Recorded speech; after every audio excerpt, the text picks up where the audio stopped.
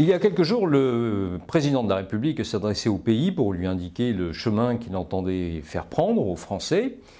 Il a nommé un nouveau Premier ministre, un gouvernement a été formé et pour en débattre, pour en discuter, aujourd'hui j'ai invité Jean-Michel Clément. Alors vous êtes avocat, député de la 3e circonscription de la Vienne, c'est votre 3e mandat.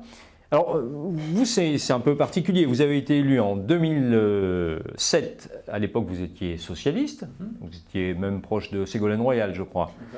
Vous avez été reconduit en 2012, toujours sous l'étiquette socialiste. Et puis, en 2017, vous êtes d'abord investi par le Parti socialiste. Puis, vous avez l'investiture de La République En Marche. Et le Parti socialiste retire son investiture. Donc, vous vous retrouvez élu sous l'étiquette de La République En Marche et vous rejoignez le groupe parlementaire de La République En Marche. Et alors, votre particularité, c'est que vous êtes le premier député de La République En Marche, du groupe parlementaire de La République En Marche, à avoir quitté ce groupe parlementaire. Vous le quittez à l'occasion du vote de la loi Asile et Immigration, c'était donc 2018. Vous claquez la porte. Je crois que Richard Ferrand vous avait dit c'est un péché véniel que de s'abstenir, mais c'est un péché mortel que de voter contre. Et donc vous avez pris vos clics et vos claques, si j'ose dire, et vous avez quitté le groupe. Donc depuis, vous avez rejoint le mouvement de Raphaël Glucksmann, Place Publique. Et vous siégez au sein du groupe Libertés et Territoires. Alors, Libertés et Territoires, c'est un groupe que les spectateurs du Petit Coup de Bourbon, des entretiens du Petit Coup de Bourbon connaissent bien, mais il faut dire que c'est un groupe qui accueille beaucoup de profils politiques différents et où il y a une très grande liberté de vote, de parole, d'expression. Donc, ce n'est pas un bloc monolithique comme on pourrait le penser. Et ce qui m'intéresse particulièrement, c'est qu'à la rentrée prochaine, vous sortez un livre. Alors, il y a un titre de travail pour l'instant, je crois. Comment vous appelez ça? Je pense que ça va s'appeler Fidèle et rebelle. Fidèle et rebelle, d'accord. Et vous le sortez chez quel éditeur? Eh bien, normalement, ça sera chez un éditeur régionaliste qui s'appelle Geste Édition, qui est très connu dans la région Poitou-Charentes à la base, mais qui a vocation aujourd'hui à couvrir toute la Nouvelle-Aquitaine, bien évidemment avec des relations avec l'ensemble des libraires au niveau national, mais j'ai opté pour une édition régionaliste parce que je pense que dans un premier temps, il faut aussi faire travailler les circuits courts, hein, et je pense qu'il y a des compétences en région et il faut s'appuyer sur eux aussi également. Alors, vous écrivez « Macron ne fait pas de politique ». Il incarne l'idée selon laquelle on pourrait gouverner sans faire de politique comme on gère une collectivité locale en étant prétendument apolitique. Alors vous trouvez qu'en ce moment, il ne fait pas de politique? Si vous voulez, les preuves des faits démontrent l'inverse aujourd'hui. Parce que plus le temps passe, les 300 premiers jours, enfin les 3 premières années, pardon, ont démontré que ça a été le discours ambiant de dire je ne fais pas de politique, donc je gouverne avec toutes les bonnes volontés, d'où qu'elles viennent. Mais au fur et à mesure que les textes sont additionnés, on a bien compris que se dessinait une politique. Donc s'il ne fait pas de politique, il fait une politique de droite, malgré tout, qui se dessine avec le temps. Après, la question des hommes et des femmes qu'il incarne, aujourd'hui, bon, on peut s'interroger de savoir, parce qu'il y a quand même un espèce d'assemblage complexe aujourd'hui au gouvernement, mais c'est clair que les conseillers du vendredi, aujourd'hui, ont amené Macron à choisir des hommes ou des femmes qui sont très marqués à droite et qui sont confirmés à droite. Le dernier remaniement le prouve. Darmanin promu, le maire maintenu, on a aujourd'hui Castex qui remplace Philippe, on est toujours dans la même veine. Alors, est-ce qu'il fait de la politique au sens politicien ou est-ce qu'il fait de la politique au sens mon orientation politique, une orientation de droite? Aujourd'hui, on peut dire que les deux se rejoignent, puisque les hommes qu'il incarne et la politique qu'il conduit se rejoignent. Alors, vous avez une phrase quand même assez assassine, vous dites « Derrière chaque texte proposé au vote du Parlement se trouvent des mesures de nature à faciliter l'enrichissement de ceux qui possèdent déjà. » D'ailleurs, vous nous dites que c'est le président des riches. Mais écoutez, si vous regardez bien, moi je me suis livré à une analyse des différents textes successivement qui ont été posés. Loi de finances, je dirais des textes en matière économique. Quelque part, en réalité, c'est là qu'est la subtilité de Macron. C'est-à-dire qu'il ne fait pas de politique au sens où on pouvait l'entendre historiquement au départ. Mais il fait une politique qui sert toujours les mêmes. Toujours les mêmes. Et c'est très subtil à analyser. Chacun des textes est suffisamment libéral pour que ceux qui détiennent le pouvoir y trouvent leur compte. C'est systématique, systématique. À la fois une mesure qu'on supprime ou une mesure qu'on encourage. C'est vrai dans tous les textes économiques, c'est vrai dans les textes fiscaux, mais c'est vrai aussi dans la normalisation ou la simplification présentée comme étant on va décongestionner l'économie, on va donner de la respiration aux affaires, etc. Mais à chaque fois, c'est un libéralisme qui est avancé. Donc en réalité, oui, tout à chacun qui a un intérêt, il trouve son compte. Et Macron sait parfaitement les servir. C'est quoi? C'est le syndic de copropriété des riches? Ça ressemble un peu à ça, oui, syndic de copropriété, ou alors, peut-être, je cherche une image pour le dire, mais un espèce de lobbyiste d'affaires de premier choix. Alors, vous dénoncez également ce que vous appelez la croyance libérale, c'est-à-dire la théorie du ruissellement. Ouais. Bah oui. Bah écoutez, vous avez bien compris que libérer les énergies, simplifier les relations du travail, la flat tax, je dirais l'ISF, à chaque fois, quelque part, on donne plus à ceux qui ont déjà, et en disant, on fait le pari, ou la croyance, selon laquelle on va remettre de l'huile dans le moteur pour que le moteur fonctionne mieux. Or, en réalité, on a vu des dividendes augmenter chaque année ou presque, on n'a pas vu des résultats sur l'emploi en tant que tel. C'est pas ça en tout cas qui a fait augmenter l'activité économique et l'emploi. Donc oui, il y a des gens qui se sont enrichis. Ce serait intéressant de faire un bilan en début et en fin de mandat pour savoir où sont passées les richesses pendant ces 5 années. Mais je peux vous assurer, ceux qui avaient beaucoup ont plus, et ceux qui n'avaient pas, au mieux, ils ont la même chose, au pire, ils ont moins. Et pourtant, Emmanuel Macron et Jean Castex, encore lors de son discours de sa déclaration de politique générale, ont mis en avant l'attractivité de la France pour les investisseurs. Alors, est-ce que c'est vrai? Est-ce que c'est une bonne chose ou pas? Mais c'est pas nouveau. La France a toujours été attractive, sous les gouvernements de droite comme de gauche. Pourquoi? La France se caractérise par, d'une part, des infrastructures de qualité, des universités de qualité, une recherche qui est toujours très en avance par rapport à d'autres, même si on n'en voit pas directement les résultats, un système de santé performant, je dirais une jeunesse, une culture que tout le monde nous envie, et quelque part tout ça, ce sont des éléments non monétaires qui font la richesse de la France, qui amènent les entreprises à se poser en France, parce qu'il y a un cadre, je dirais, favorable pour que leurs ouvriers, leurs salariés, leurs cadres puissent s'installer. Et l'attractivité, ce n'est pas qu'une attractivité fiscale ou financière, c'est aussi une attractivité économique globale. Et quelque part, la France, oui, elle présente toutes ces caractéristiques-là. Donc vous installez des gens à Toulouse, à Lille, à Strasbourg, à Bordeaux ou à Nantes, sans parler de Paris, qui est la petite France, vous avez quand même un intérêt. Ce n'est pas forcément un exil que de venir travailler de Londres, aller travailler à Toulouse, ou de venir de Dublin, aller travailler à Lille ou à Strasbourg. À chaque fois, on y trouve son compte.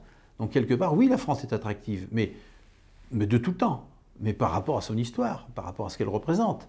Après, on va dire, on ne va pas faire un paradis fiscal. On pourrait mieux faire, on n'est pas l'Irlande en la matière. Hein. Donc je pense que oui, la France est attractive.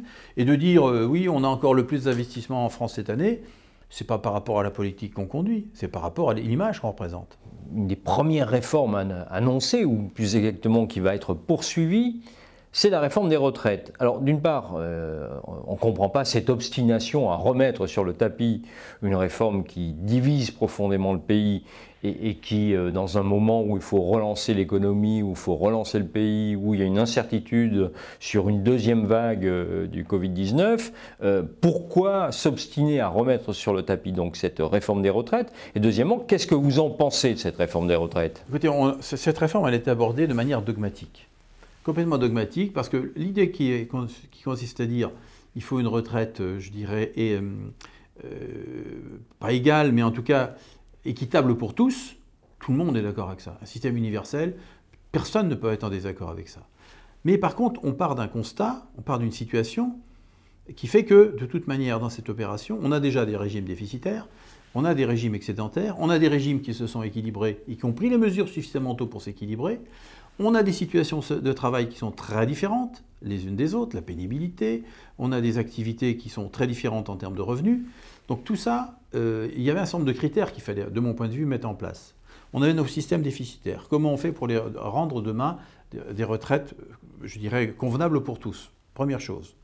Deuxième chose, on a des régimes qui sont équilibrés. Dans la durée, le seront-ils? On nous dit, il y a des régimes qui ne le seront pas, donc il faut tout de suite les mettre dans le pot commun, régime universel. Sauf que pour certains d'entre eux, ils ont au moins 30 ans ou 40 ans devant eux, avant qu'ils ne soient en déséquilibre. Donc ils ont tout le temps d'y rentrer. Lesquels, par exemple? Je pense au régime de certaines professions indépendantes. J'étais avocat, le régime des avocats, le régime des vétérinaires, par exemple.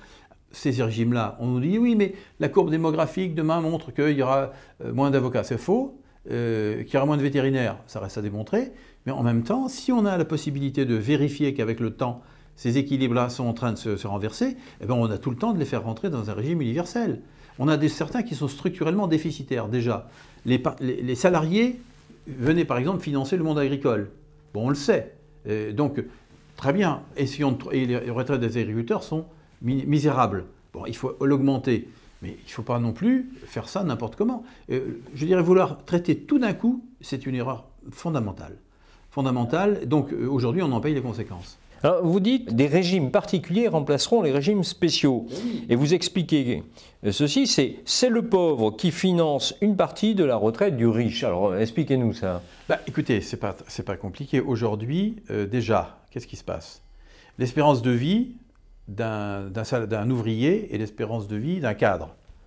Il y a 13 ans d'écart. Si vous dites que tout le monde cotise de la même manière, par définition, celui qui vivra moins longtemps financera celui qui vivra plus longtemps.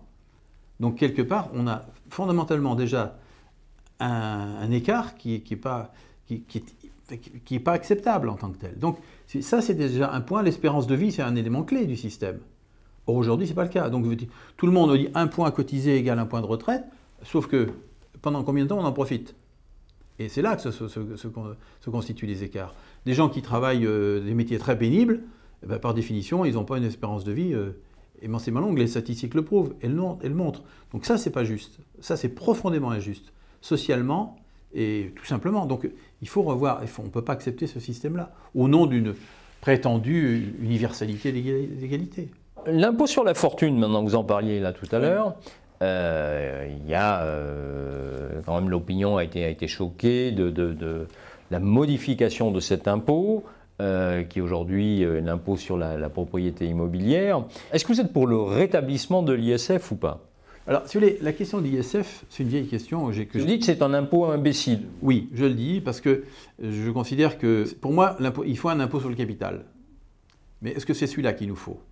Quand vous regardez l'évolution des patrimoines dans le temps, dans les années 60, il y avait une étude du Crédoc, dont je me souviens, qui montrait que, grosso modo, 10% des Français détenaient 50% de la richesse. 50 ans plus tard, on avait 5% des Français qui détenaient plus de 60% de la richesse. On a mis en place l'ISF à un moment donné. Bon, est-ce que ça a rétabli ces équilibres-là? Non. Pourquoi? Parce que d'une part, les valeurs ont changé. Dans les années 60, l'immobilier, la terre représentaient la valeur forte des patrimoines. Aujourd'hui, ce sont les valeurs financières qui prennent des valeurs très très importantes. Et donc, la question qui est posée là aujourd'hui, c'est de dire comment on fait pour qu'il y ait une mobilité du patrimoine. C'est les droits de succession qui participent de la mobilité du patrimoine. Aujourd'hui, les droits de succession, dès qu'on veut y toucher, on a l'impression qu'on va vous prendre votre petite maison alors que vous ne payez pas d'impôt. Sarkozy en avait très bien joué d'ailleurs pendant sa campagne, en disant on va vous prendre votre maison parce qu'on va faire payer de droits de succession. Alors que ce n'était pas du tout ce qui était prévu, mais ça suffisait pour effrayer tout à chacun. Or, moi je considère qu'il faudrait mieux prélever au moment des transmissions de patrimoine de manière substantielle. Alors là, il ne faut pas y aller avec le dos de la cuillère, il faut taper fort, parce que ça veut dire que si on fait ça à la fin, ça veut dire que avant, le patrimoine, il aura bougé entre les deux. Oui, mais vous avez des tas de Français, vous citiez à l'instant l'exemple de Sarkozy de la petite maison, mais ça a été vécu comme ça. C'est-à-dire que bien souvent, la maison de famille ou la maison des parents est... Mais c'est le seuil est exonéré. C'est pas compliqué. Aujourd'hui, un couple qui a 2 enfants et qui a une maison qui vaut 500 000 €, il ne paye pas de droit de succession. Et dans ma région, 500 000 euros, je peux vous dire, c'est une très belle maison. Donc ces gens-là, on les a effrayés, alors même qu'ils n'avaient jamais payé un centime de droit de succession. Sauf que le droit de succession, on ne le paye qu'une seule fois, puis quand on est mort, on ne le voit pas. D'accord? C'est les enfants qui le voient. Par contre, l'ISF, c'est tous les jours. C'est tous les jours, enfin c'est tous les ans. Qu'est-ce qui représente le plus de valeur dans le patrimoine des Français aujourd'hui? Ceux qui ont beaucoup d'argent, c'est le patrimoine mobilier, et pas le patrimoine immobilier. Donc c'est quelque part, il y a un détournement. Les contrats d'assurance ne sont pas dedans. Les valeurs mobilières de placement, les obligations, les actions, tout ça, c'est pas dedans. Les différents bons de capitalisation, tout ça, non, tout ça, c'est pas dedans. Alors on fait comment? On remet tout à plat? Ah bah écoutez, oui, moi je pense qu'il faut repenser le système. Il y avait une base qu'on peut trouver. Il y avait plein d'exonérations qui existent aussi, mais les œuvres d'art, les forêts, les biens agricoles loués à long terme, etc. Même ça, on peut se poser des questions. Savoir à qui profite la location. Parce que si c'est des terres qui sont exonérées aux 3/4 pour être louées à des sociétés qui sont détenues par des fonds privés, on peut s'interroger de savoir si ça vaut bien le coup quand on exonère les terres de 3/4 de leur valeur. Il y a vraiment tout à remettre à plat, vous avez raison. Les élections municipales ont été marquées par une abstention record. Et ça questionne l'ensemble de la représentation nationale parce que l'abstention ne cesse de gagner des points à chaque consultation. D'abord, comment vous expliquez ça? Comment ça se fait que les Français, qui est un peuple essentiellement politique, très politique, qui se mobilisent régulièrement, qui sont capables de descendre dans la rue, on l'a vu avec les Gilets jaunes, on l'a vu avec la mobilisation contre les retraites, désertent les urnes? Ça veut dire que le système de représentation n'est plus à la hauteur de ce qu'il devrait être? Écoutez, moi je m'interroge effectivement sur ce sujet. J'ai souhaité d'ailleurs, dans le cadre de mon mandat, interroger mes concitoyens sur cette thématique. Et j'ai produit un documentaire qui s'appelle « À la croisée des chemins ». Documentaire de 43 minutes où je suis allé, c'est pas moi qui l'ai fait, c'était une société que j'avais mandatée pour ce faire, pour interroger un certain nombre de mes concitoyens de ma circonscription, tous âges, toutes professions, actifs, inactifs, retraités et autres, pour leur demander leur relation par rapport à la représentation de l'élu, quel qu'il soit, leurs députés bien sûr, mais aussi leurs élus locaux. Bon. Qu'est-ce qui en ressort? La question de la démocratie représentative, effectivement, est posée aujourd'hui. C'est-à-dire que les gens ne se retrouvent pas forcément dans leurs représentants. Bon, ça c'est une chose. Après, ils en appellent, certains, une démocratie directe. Cette démocratie directe, en réalité, et là c'est limite, on le voit, on le sait bien. On a tenté avec, par exemple, ADP, le référendum d'initiative partagée, le seuil est trop haut. Oui, parce que la Constitution est mal faite sur ce point. Mais entre les deux, il y a de la place pour la démocratie participative, je pense. Donc, quelque part, il nous faut inventer un système dans lequel, entre deux élections, nos concitoyens, ils doivent être impliqués dans la vie qui les concerne. Un peu plus qu'ils ne le sont aujourd'hui, même plus qu'ils ne le sont aujourd'hui. Donc si vous les écartez, je dirais, tous les 5 ans, tous les 6 ans, ce n'est pas suffisant. Donc il faut impérativement, autant que faire se peut, les associer au plus près des décisions qui les concernent. C'est vrai pour des élus locaux, pour des collectivités locales, c'est vrai pour des départements, c'est vrai pour des régions, c'est vrai pour les parlementaires aussi. Bon. Donc moi je pense que la crise de la représentation passe aussi par le mode d'exercice de la démocratie. C'est quoi? C'est-à-dire des référendums locaux? Spécialement, la question du référendum, il faut faire attention à ça, parce que vous savez ce que c'est qu'un référendum.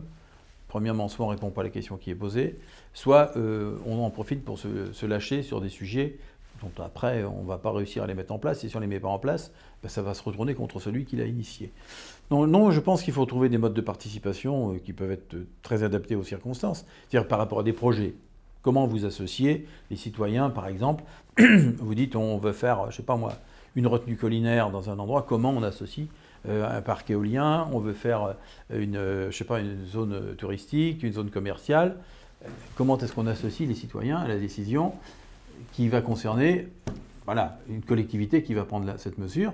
On peut parfaitement consulter les gens. Parce que moi je vois bien, j'étais président de pays, on avait des conseils de développement.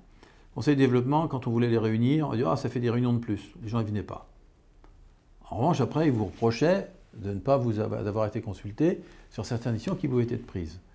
Donc en réalité, moi ce que j'ai pu constater, c'est que quand on met en place une institution durable, avec le temps de toute manière, elle s'étiole. C'est pour ça qu'il faut plutôt réfléchir de mon point de vue par projet. Et à un moment donné, voilà, on a un projet, et bien on consulte la population. on consulte les habitants, on consulte tous ceux qui sont concernés par le dit projet. C'est l'enquête d'utilité publique, ça.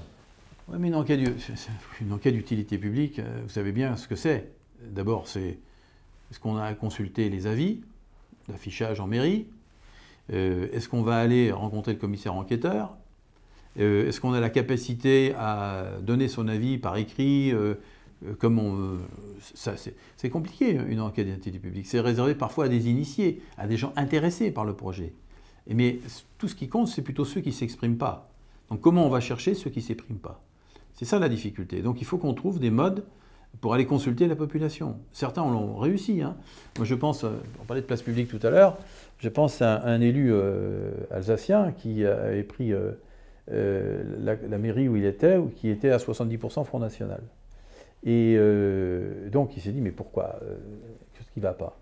Donc il a changé complètement le mode de gouvernance. Il a fait en sorte d'associer, autant que faire se peut, tous les citoyens aux décisions qui concernaient sa commune. À la fin, il a été élu et réélu brillamment à chaque fois, avec une participation importante. Donc je pense qu'on a à réfléchir, à penser autrement la démocratie, que ce soit ses modes d'expression.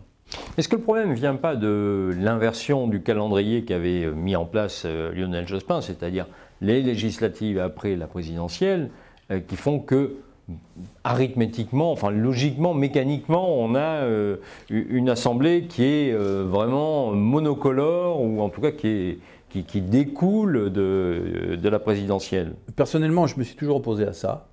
Je l'avais dit en son temps que c'était une bêtise que de faire cela, et qu'on allait changer complètement l'esprit de la Ve République, qu'on allait renforcer le régime présidentiel, qui était déjà fort par essence, mais en inversant le calendrier, qu'on allait en plus le renforcer. Parce que quand on avait 7 ans, 5 ans, on avait, entre guillemets, le risque ou l'avantage d'avoir une cohabitation. Donc un espèce d'équilibre des pouvoirs entre l'exécutif et législatif. Et on a vu que la 5e résistait fort bien aux périodes de cohabitation. Moi, j'ai trouvé ça plutôt très bien. Voilà, il y a eu 2 cohabitations qui se sont parfaitement passées. C'était peut-être original, mais en tout cas, les choses se sont bien déroulées, me semble-t-il. Ça n'a pas du tout apporté atteinte à la vie démocratique. Et je pense que ce système-là, il avait au moins cette vertu que de limiter les excès et de l'un et de l'autre. Mais vous êtes pour le retour au septennat? Je pense qu'il faut y réfléchir. Oui, je pense qu'il faut y réfléchir. En septennat, ça veut dire qu'on peut en faire 2, on peut faire 14 ans. Non, mais justement, moi je suis plutôt pour un septennat unique. Plutôt pour un septennat unique. Parce que, si vous voulez, la question de la Ve République, tout le monde dit qu'il faut une 6e République. Quand on a dit ça, on n'a rien dit, parce qu'on ne sait pas ce qu'on va mettre derrière. Donc la question qu'il faut se poser, c'est de savoir, est-ce qu'on veut un régime présidentiel ou un régime parlementaire? Alors on nous dit les Français sont attachés à l'élection du président au suffrage universel. Donc par derrière, le président vous dit, moi il me faut une majorité fidèle et aux ordres. C'est comme ça qu'on en arrive à ce qu'on voit aujourd'hui, des conseillers à l'Élysée qui pilotent, et puis un exécutif qui est un exécutant des décisions de l'Élysée.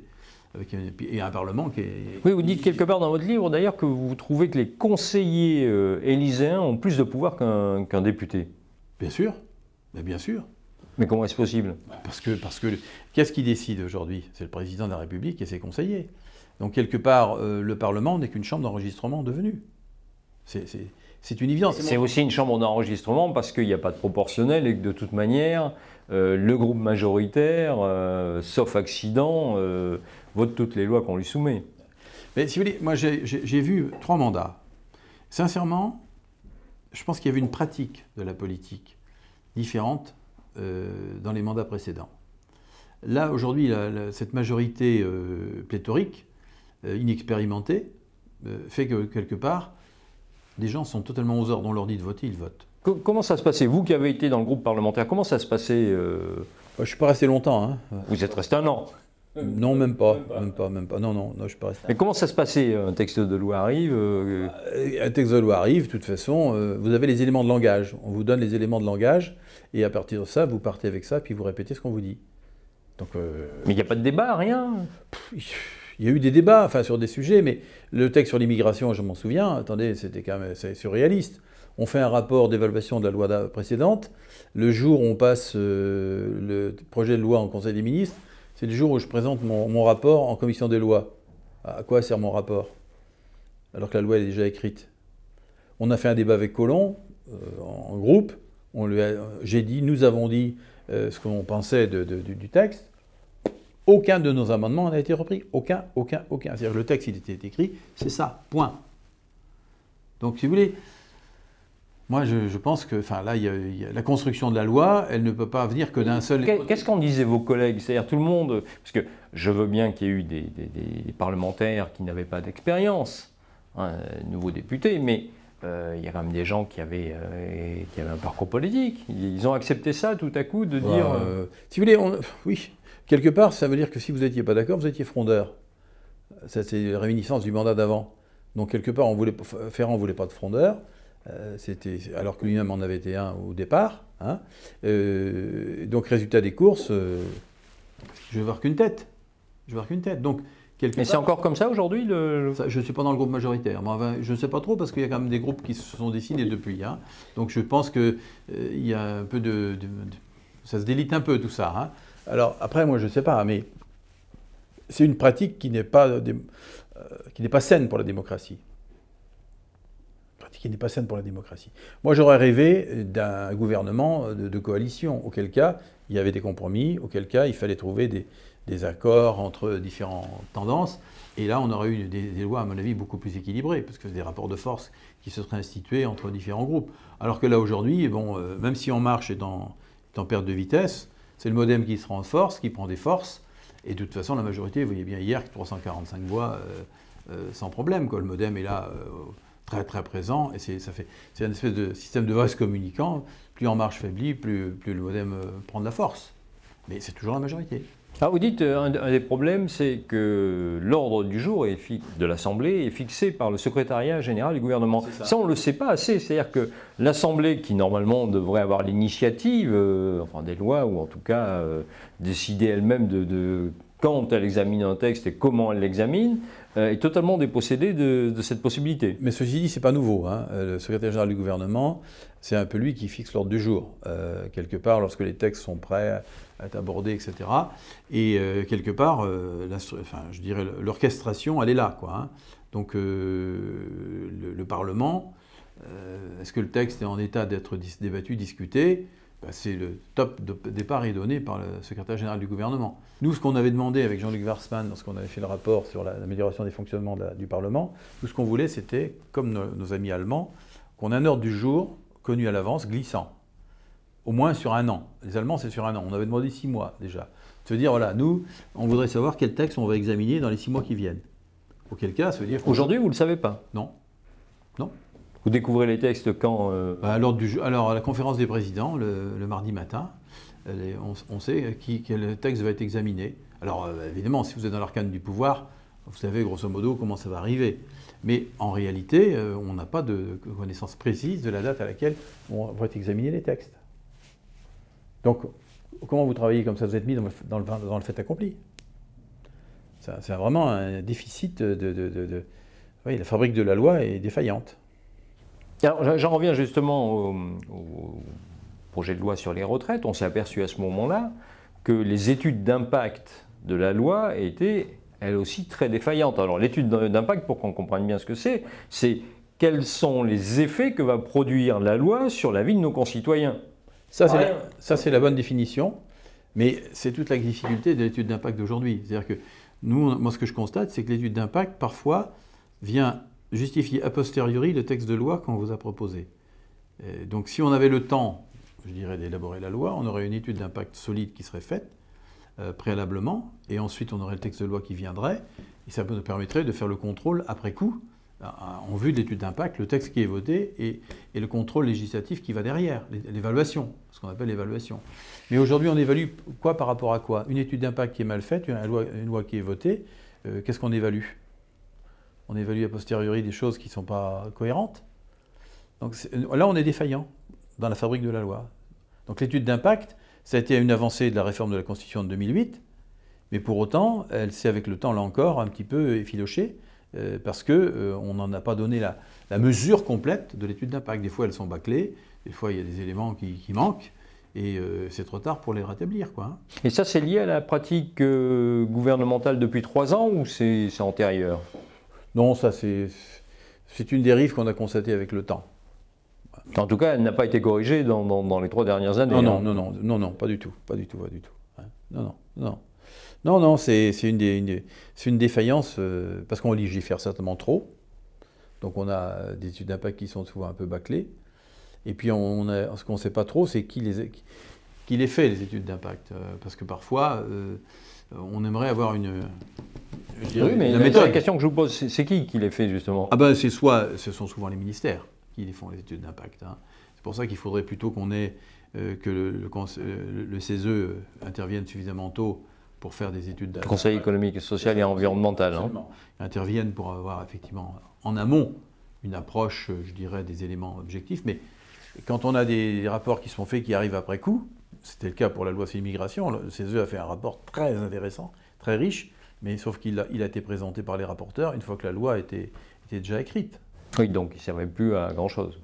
Il y a peut-être des choses qui se croisaient, mais en tout cas, ça aurait été quand même plutôt judicieux que d'avoir des études d'impact faites avant, le CESE qui soit prononcé avant, pour qu'ensuite on fasse la loi, me semble-t-il. Alors vous dites qu'il y a des défaillances dans la fabrique de la loi, mais il semble que ces défaillances menacent même les libertés publiques. C'est-à-dire que vous vous inquiétez dans votre livre d'un certain nombre de lois qui ont été adoptées, la loi de sécurité intérieure et de lutte contre le terrorisme, donc 2017, la fameuse loi anti-casseurs, et puis la loi qui a été censurée récemment par le Conseil constitutionnel, la loi contre la haine sur Internet, la loi Avia, qui a été quand même, alors là, pour le coup, vidée de son contenu. Mais à l'évidence, il y a quand même un vrai problème aujourd'hui dans la fabrique de la loi, c'est-à-dire qu'on va à toute vitesse, et on va à toute vitesse sur des textes qui engagent quand même rien moins que nos libertés, liberté d'expression, liberté de manifestation, liberté de circulation. Comment ça se fait? On a quitté la démocratie, on est passé dans autre chose Je ne sais pas si c'est qu'une question de loi là aujourd'hui. C'est à mon avis un problème sociologique qui nous est posé. Aujourd'hui, j'ai l'impression que nos concitoyens, au nom de leur propre sécurité, en acceptent plus d'avoir les autres privés de liberté au nom de leur propre sécurité, sans prendre la mesure que c'est en même temps leurs libertés qui sont touchées, quoi. C'est ça, moi ça m'a toujours frappé ça, de se dire, attendez, la liberté de manifester, oui, on pense que c'est acquis pour toujours. Or, quand vous regardez comment sont faites les lois aujourd'hui, vous apercevez que c'est pas gagné. Mais je prendrai, par exemple, la dernière loi sur la prolongation de l'état d'urgence sanitaire jusqu'à la fin du mois d'octobre. Bon, si on a une rentrée un peu chaude, d'accord, socialement parlant, c'est-à-dire qu'au nom de l'état d'urgence sanitaire, on va pouvoir prendre des mesures coercitives pour empêcher les rassemblements au nom de la sécurité sanitaire. Alors qu'en réalité, ça va peut-être toucher l'interdiction de manifester. Et donc les gens prennent pas la mesure de cela. C'est-à-dire que quelque part, ils acceptent l'idée même de voir leur liberté comprimée dès lors qu'ils pensent que c'est pour leur propre sécurité. Et le Covid, c'est l'expression. Pour protéger ma santé, il ne faut pas que vous vous rassembliez. Donc vous n'allez pas manifester, quel que soit le texte sur lequel vous voulez aller manifester, la cause qui vous amène à manifester. Donc si vous voulez, c'est pernicieux comme système. C'est-à-dire que là, je pense que le gouvernement a parfaitement bien compris les faiblesses de la société aujourd'hui par rapport à ça. Donc quelque part, les mesures sécuritaires, on peut les prendre dès lors que les dites mesures sont censées protéger votre propre liberté. C'est comme ça qu'on le vend, l'idée. Parce que la loi sécurité intérieure, c'est le premier texte qui est arrivé en 2017 sur l'état d'urgence. L'état d'urgence, on l'avait prolongé en fin 2016, alors même que ce n'était pas nécessaire. Tout le monde était d'accord pour dire on arrête là. On arrête là, il n'y a plus de raison. Sauf qu'on s'est dit, oui, mais si pendant les élections présidentielles, législatives, il y a un mauvais coup, et qu'il faut à nouveau prendre des mesures d'urgence, qu'est-ce qu'on fait? Il faut reconvoquer le Parlement en pleine élection? Bon, ça va être compliqué, qu'est-ce qu'on fait? Donc, toutes tendances confondues, on a accepté de prolonger l'état d'urgence de 6 mois. Mais pour des raisons, je dirais, tout simplement de protection juridique, en disant si on a besoin, eh ben, on pourra servir des instruments qui sont déjà dans la loi. Sauf qu'on est arrivé au 1er juillet, on aurait pu laisser tomber il n'y avait plus de raison. 1er juillet 2017. Voilà. Il n'y en avait plus au 31 décembre. Il Il y en avait encore moins au 1er juillet, puisque les élections étaient passées, s'était rien passé, l'affaire était entendue. Mais non, on nous fait une loi sur la sécurité intérieure. Et là, on met dans le droit commun des mesures d'exception dictées par l'état d'urgence. Moi, je n'ai pas voté ce texte. J'ai commencé de sortir d'En Marche là, moi. Dès le début, dès juillet 2017. J'ai été élu le 18 juin, dès juillet 2017, je ne votais pas.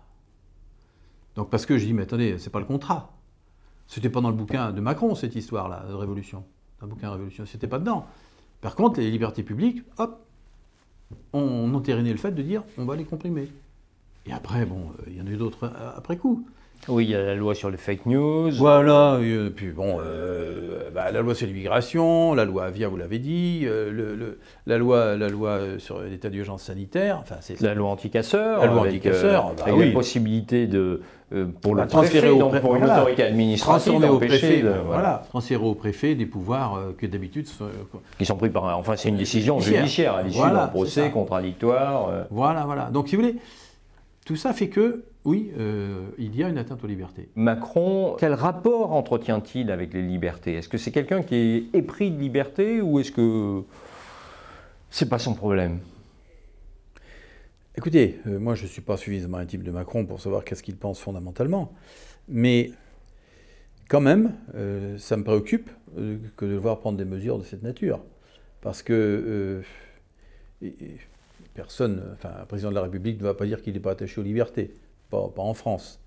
Mais quelque part, laisser faire, on peut s'interroger. On peut s'interroger sur le fait de laisser passer des choses. Qu'est-ce qu'il en est de ce pouvoir qu'on lâche, hein, ou en tout cas qu'on veut contrôler. Donc ça parce que qui me dit mot consent, ça m'agace un peu quand même. Hein. Je pense qu'on aurait dû dire stop. Parce que beaucoup de nos concitoyens aujourd'hui disent c'est plus tout à fait une démocratie, c'est pas encore une dictature, mais c'est une espèce d'entre-deux, une démocrature. C'est ça, absolument. Mais je pense qu'on est en train de verser doucement, mais sûrement vers ça, absolument. Que les libertés. Le fameux régime illibéral que Macron dénonçait au début de son mandat. Exactement. À propos de la Hongrie, par exemple, ou mais de la Pologne. On fait pas mieux. Je pense qu'on fait pas mieux lorsqu'on analysera à la fin du mandat, sous l'angle des libertés publiques, tout ce qui a été fait et tout ce qui a été pris. Heureusement qu'on a le Conseil constitutionnel qui remet un peu d'ordre dans la maison, ou le Conseil d'État qui casse. Mais combien de fois on s'est fait aussi condamner par la Cour européenne? Donc je m'inquiéterais, je m'imposerais des questions. Hein, vous pensez que nos libertés sont en péril? Nos libertés sont en péril, je ne sais pas, le mot est fort, mais elles sont, je dirais, grignotées. De plus en plus affectées, oui, par des mesures de contrainte. Ouais, absolument. Et ça, mais je vous dis, au nom de la sécurité, c'est tellement facile de prôner la sécurité et d'accepter au nom de cette sécurité de renoncer à ses libertés. Et c'est là-dessus qu'on joue aujourd'hui. Alors, des libertés à la justice, il n'y a qu'un pas que je franchis allègrement. La nomination d'Éric Dupond-Moretti. Alors, vous en parlez d'ailleurs dans votre livre. Vous dites que vous avez de l'admiration pour lui. Alors, c'est un confrère, hein, avocat, mais ça peut être un excellent avocat. Est-ce que ça va faire un bon ministre de la Justice? Écoutez, moi d'abord, j'ai été surpris de sa nomination. Enfin, d'abord, c'est lui qui a accepté. Qu'il ait été proposé, ça ne me surprend pas, parce que Macron en a proposé à beaucoup d'autres des suggestions, ça fait partie de sa tactique. À qui vous avez des noms? Non, mais oui, il y en a, forcément, tout le monde le sait. Mais je dirais que Dupond, moi ce qui m'a surpris, c'est que Dupond-Moretti accepte de se mettre dans cette... On connaît son passé, on connaît ses positions, les dossiers qu'il a traités, ses combats.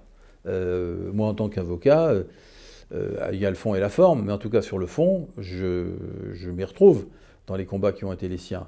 Je sais que sur la forme, il agace un certain nombre de mes confrères, mais parce que quand on a les résultats qu'on lui connaît, on peut comprendre qu'il puisse agacer certains, mais moi je ne suis pas jaloux de la réussite des autres quand il s'agit de défendre les intérêts de mes concitoyens. Au contraire, je me réjouis qu'on fasse avancer les libertés, ou en tout cas qu'on fasse reculer un certain nombre de décisions. Alors, moi, j'ai été surpris parce que ça m'étonnerait qu'il durerait longtemps. Enfin, c'est mon sentiment. Je pense que en aparté, on rigolait avec quelques copains, on disait il fera 6 mois, dont 3 avec sursis. Hein. Hein. Mais je pense que ça peut être ça, hein, parce que c'est pas Servan-Schreiber, mais c'est pas loin du record. je sais pas, mais enfin, je pense qu'il va avoir quelques déboires. Ouais, parce Vous pensez qu'il n'arrivera pas à imprimer sa marque et à... Je pense que ça va être compliqué. Je pense que ça va être compliqué. Même s'il a pris un magistrat comme chef de cabinet, pour envoyer un gage justement à la magistrature, je pense que ça va être compliqué pour lui. Parce que là, il va face à des contradictions. Moi, j'ai entendu dans des conférences, je me dis, mais attends, si je te repasse le film, ça va être un peu compliqué hein, pour toi. Mais bon, après, voilà, il y a des prises, hein, c'en est une, étonnante. Hein. Bon, quand on a un filet dérivant, on prend des pieds et des gros poissons, et là, on a pris un Oui, c'est même le seul gros poisson qui a été pris dans ce gouvernement. Hein, oui, tout à fait, oui, oui. Donc, je sais pas, ça méritera d'être suivi avec attention. Pour l'instant, je l'ai vu l'autre jour, on a échangé 2 minutes. Bon, il est en phase d'observation. Alors, je lui dis, mais il ne faudra pas que tu observes trop longtemps, j'imagine, parce qu'on va te rappeler à l'ordre. Bon, ça tombe bien, il y a les vacances, là, il y a un certain nombre de choses qui vont passer. Et puis, bon, les grandes lois sur la justice sont passées. Est-ce qu'on viendra sur les réformes constitutionnelles, l'indépendance du parquet Ah oui, il y a la fameuse indépendance du parquet, c'est-à-dire... Voilà, alors c'est un serpent de mer, mais en même temps, c'est peut-être aussi le gage d'une justice un petit peu plus... c'est équitable, indépendante, hein. Oui. Puisqu'il s'agit, lui, il va très loin. Il est pour que les magistrats du parquet, donc les procureurs, les substituts procureurs, suivent un enseignement différent, bien sûr, de celui des magistrats du siège, de manière à ce qu'on ne confonde pas les rôles. Hein. Mais moi, je suis complètement d'accord avec ça. Moi, je suis avocat, je peux vous dire que moi, je vois ce mélange des genres qu'il y a au nom des carrières qui sont... Et on parle de consanguinité, presque. Ah oui, non, mais attendez, aujourd'hui, vous êtes juge d'application des peines, demain, vous êtes au tribunal judiciaire. Bon, vous avez votre collègue qui est dans le bureau d'à côté, vous allez prononcer une peine, et c'est l'autre qui est censé faire les arbitrages. Ça ne me paraît pas ça, tout ça. Je dis rien.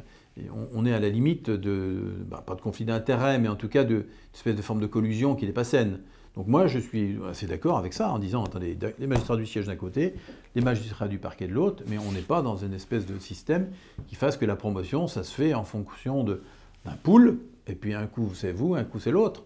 Non, c'est pas ça, ça. C'est pas ça. Et puis alors, il y a la question de l'indépendance du parquet par rapport au pouvoir. Absolument. Mais ça, c'est, là encore, une question... Alors, ça, c'est un débat intéressant, vieux comme le monde. Badinter avait une position, vous savez, et il a toujours d'ailleurs, qui est de dire, quelque part, au-dessus les magistrats, il y a le peuple. Et s'il y a le peuple, il y a donc le représentant du peuple. Et le représentant du peuple, c'est le garde des Sceaux. Aucun particulier.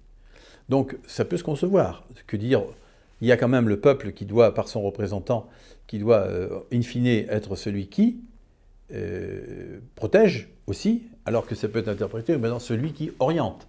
C'est tout le débat. Hein. Donc il faut trouver les bons équilibres. Alors c'est vrai que là aujourd'hui, avis conforme, avis pas conforme pour la nomination, c'est un élément important. Hein. C'est une avancée. Hein. Mais est-ce que la parole doit rester au ministre au final?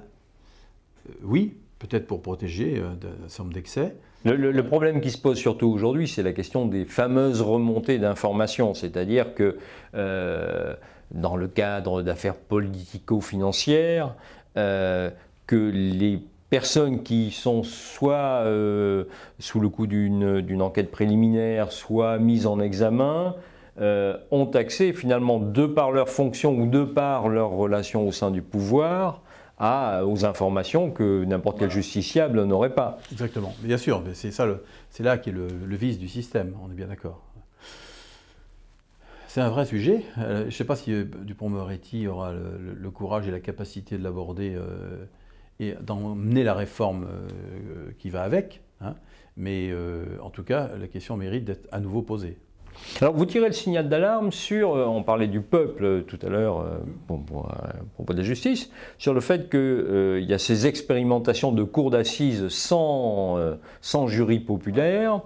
Et vous dites que c'est très dangereux si on généralise une justice avec uniquement des magistrats professionnels. Certains de vos confrères disent mais non, pas du tout, parce que finalement on s'aperçoit que bien souvent les jurys populaires sont beaucoup plus sévères que les magistrats professionnels, et les magistrats professionnels ont plutôt tendance à tempérer les ardeurs des jurés. Écoutez, moi je ne veux pas regarder ce sujet par cet angle. La justice, elle est rendue au nom du peuple français. Donc moi, c'est ce que je retiens. Et je pense que, globalement, je ne suis pas certain que la justice soit plus sévère si elle est rendue par des jurés populaires que si elle est rendue par des magistrats. En tout cas, je n'ai pas envie de me livrer à cette comparaison. Je pense qu'il faut laisser le mix qu'on avait, me semblait plutôt opportun. Pourquoi on l'a fait? On l'a fait parce qu'on a un problème d'engorgement des moyens de la justice. Il ne faut pas se raconter d'histoire. Il faut répondre à la bonne question. On répond à côté, là.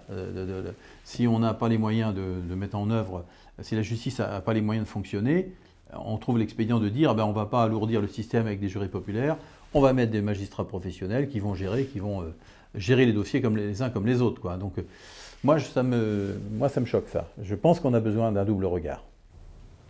Et puis, vous dénoncez, alors ça c'est l'avocat qui parle, hein, vous dénoncez les cages vitrées maintenant dans lesquelles on enferme les prévenus pendant le procès, et vous dites ça limite le contact entre l'avocat et le prévenu pendant l'audience, et puis ça crée immédiatement une distance, même psychologiquement, ça influence la tenue du procès. Écoutez, si vous avez eu l'occasion de visiter des cours d'assises nouvellement construites, vous avez effectivement votre prévenu qui est dans une cage en verre, derrière vitrée, comme un mafieux, je dirais, sicilien, qui est protégé de lui-même et surtout des autres.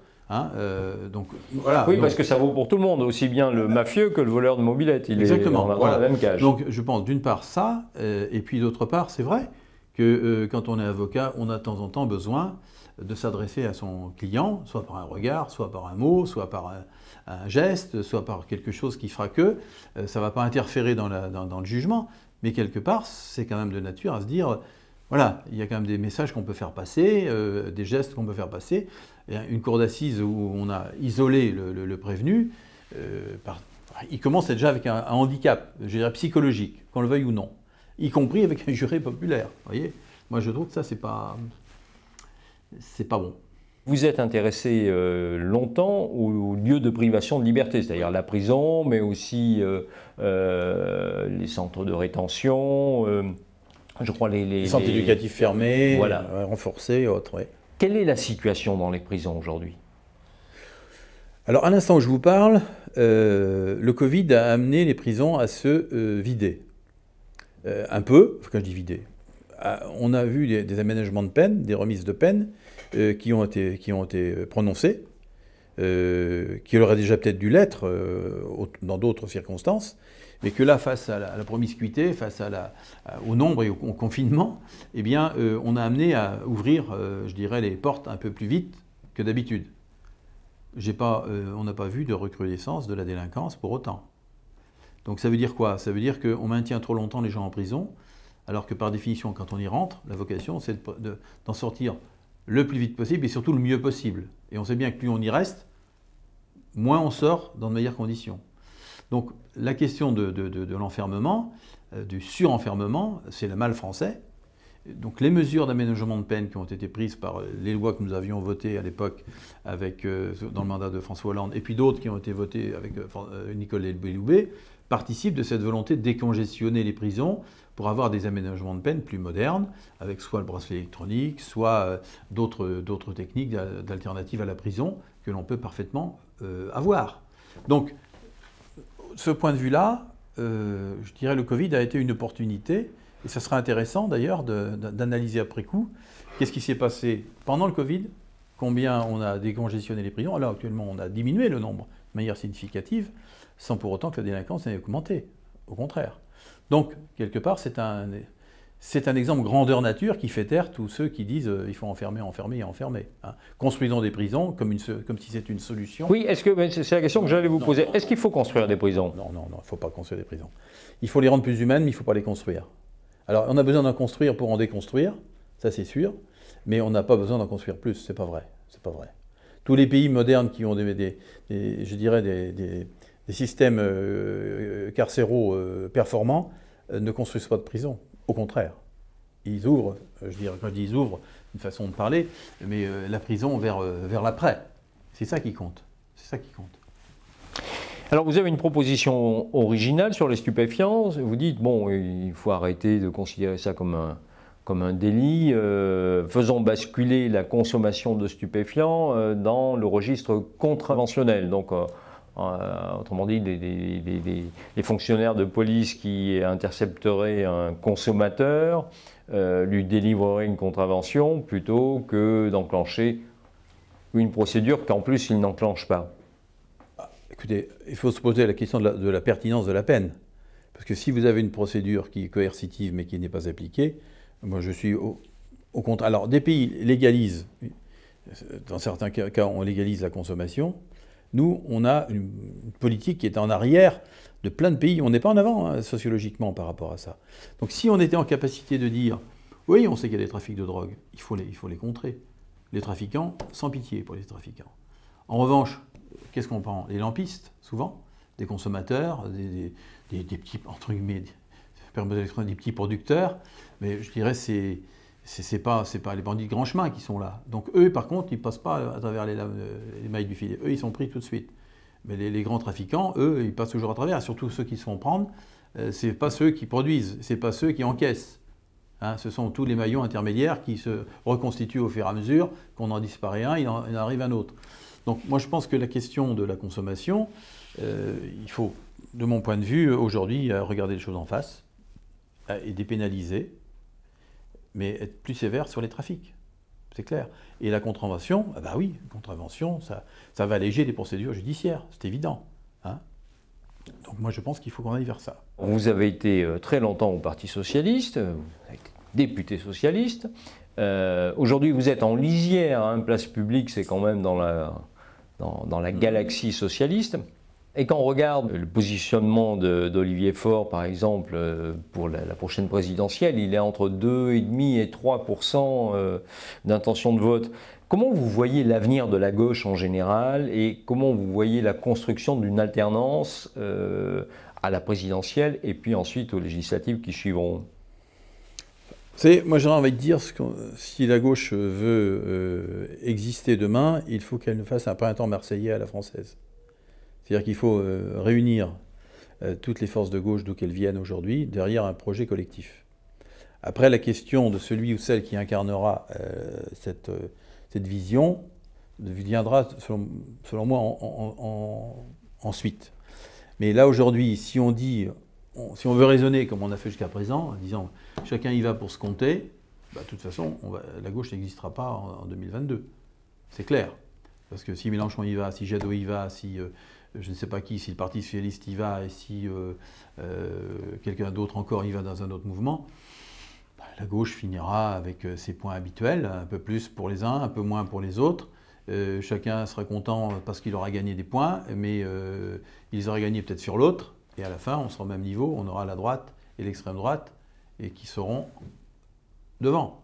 Donc, si on veut gagner, il n'y a pas 50 solutions. Il n'y a pas 50 solutions. Il faut que les égos se mettent de côté, et il faut construire un projet alternatif dans lequel on a à reconduire qu'est-ce qu'est le socialisme, qu'est-ce qu'est l'écologie, qu'est-ce qu'est aujourd'hui le logiciel politique pour demain. Quelle est la place de l'écologie dans la politique de demain? Ce n'est pas de l'écologie pour de l'écologie, c'est de l'écologie politique qui est aussi une écologie qui permettra justement de faire en sorte qu'on n'oublie personne, hein, parce qu'elle ne doit pas être punitive, elle doit être aussi, je dirais, émancipatrice, hein, et égalitaire. Et donc, quelque part, on a inventé ce projet-là. Hein. Mais aujourd'hui, on a abordé le sujet soit par une forme d'excès, je pense au cas des écologistes, et puis le Parti Socialiste est resté, lui, sur des bases qui font débat avec les Verts aujourd'hui, parce qu'il y a encore les partisans de la croissance, et puis est-ce qu'il y a une croissance verte qui peut se trouver? Est-ce qu'il faut avoir, pas de décroissance, mais en tout cas une consommation repensée, hein? Là, on n'a pas tranché ce débat politique, on n'a pas tranché cette ligne-là. Donc tant qu'on n'aura pas tranché ça, ça va être difficile de faire cause commune. Parce que les fondamentaux, il va falloir les poser. Est-ce qu'on aura le temps de les poser avant 2022? J'en sais rien. Et puis il y a un passif, il y a un contentieux. Le quinquennat Hollande a quand même laissé des cicatrices. Non mais d'accord, mais exactement des plaies. Oh, mais attendez, on va faire des plaies jusqu'à quand? À un moment donné, les plaies cicatrisent. Et puis il faut regarder, nous sommes en 2021, demain, et donc on ne va pas refaire l'histoire. On ne va pas refaire l'histoire avec Mitterrand, on ne va pas refaire l'histoire avec Hollande. On a affaire, les gens, ils veulent regarder l'avenir. Les jeunes qui nous poussent aujourd'hui, ils sont sensibles à l'avenir de la planète, ils sont sensibles à la manière dont on protège la biodiversité, ils sont sensibles à la consommation que l'on va. Enfin, ce sont tous les enjeux de demain. Les problèmes de mobilité, les problèmes de préservation des ressources, les problèmes de vivre ensemble. Tout ça, c'est comme ça qu'on regarde. On ne va pas regarder comment on s'est fâché hier, si vous voulez. Donc ça y est. Mais si on ne prend pas conscience, notamment si les Verts ne prennent pas conscience, que là, par exemple, ils ont gagné comment? Ils ont gagné l'élection municipale, avec d'abord un fort taux d'abstention, premièrement. Mais ils ont gagné, là où ils ont gagné, c'est souvent parce que c'était une liste unitaire. Le Parti socialiste, comment il a perdu par le passé? Il a perdu de la même manière que les Verts ont gagné aujourd'hui. C'est-à-dire qu'il y a un arbre qui cache la forêt. Pendant très longtemps, le Parti socialiste, il était hégémonique, disions-nous. Sauf que cette hégémonie, elle était fragilisée d'élection en élection. Et on est arrivé à un moment où eh bien, le principe de réalité est apparu. C'est-à-dire que les pourcentages qu'on faisait au premier tour n'étaient plus suffisants pour le coup d'après exister. Et c'est ce qui s'est passé en 2017. Frontalement, brutalement. Parce qu'on existait, parce qu'on faisait une liste d'union au deuxième tour, avec les Verts, avec les communistes, avec les radicaux, etc. Et on avait une liste de gauche, et on disait, tiens, bah, c'est le Parti socialiste qui tire la charrette, et c'est le Parti socialiste qui a gagné. Or, avec le temps, il y a eu une espèce d'érosion spectaculaire sur les 20-30 ans qui sont passés. Les Verts, aujourd'hui, ils disent, on a gagné. Bah, ils ont gagné avec combien de voix? Pas beaucoup d'électeurs, et surtout avec une liste d'union. Donc en réalité, ils ont gagné avec pas mieux que le Parti socialiste n'avait perdu hier. Donc l'illusion de la victoire nous renvoie à la réalité de l'échec d'hier. Donc si les Verts ne comprennent pas cela aujourd'hui, eh bien on va vers des déconvenus qui seront les mêmes que le Parti socialiste a connus. C'est-à-dire qu'à un moment donné, ils vont se réveiller avec un pourcentage qui n'était pas celui qu'ils ont fait jusqu'alors. Donc là, il y a une vraie question. Pour autant, il y a un vrai débat politique à avoir. Pourquoi moi j'avais rejoint Glucksmann? Parce que je pensais que sa démarche m'apparaissait utile pour la gauche tout entière. C'est une question de méthode que je trouvais intelligente chez Glucksmann en disant profitons des européennes pour fédérer toutes les familles de pensée, pour se dire voilà, si on veut infléchir en Europe, ben commençons à nous unir en France pour peser en Europe demain. Alors là, on y est allé en ordre dispersé, il n'a pas réussi à faire ce qu'il voulait, et à la fin, voilà, ça s'est éclaté, et la France n'est pas bien représentée à Bruxelles. La France ne pèse pas à Bruxelles. Alors que si on avait été, je pense, soudés, d'abord ça aurait été un laboratoire intéressant, de voir comment on pouvait faire une liste avec des écologistes, des socialistes, des communistes, des radicaux, etc. Mais on ne l'a pas fait. Donc ça a été une déception. Moi j'ai été très déçu, Raphaël Glucksmann aussi. Je ne sais pas si sa vie politique s'éternisera, mais en tout cas je pense que c'est resté pour lui une certaine forme d'échec dans son approche. Hein. Voilà, donc moi le Parti socialiste, je suis toujours son compagnon, mais là aujourd'hui il se cherche aussi.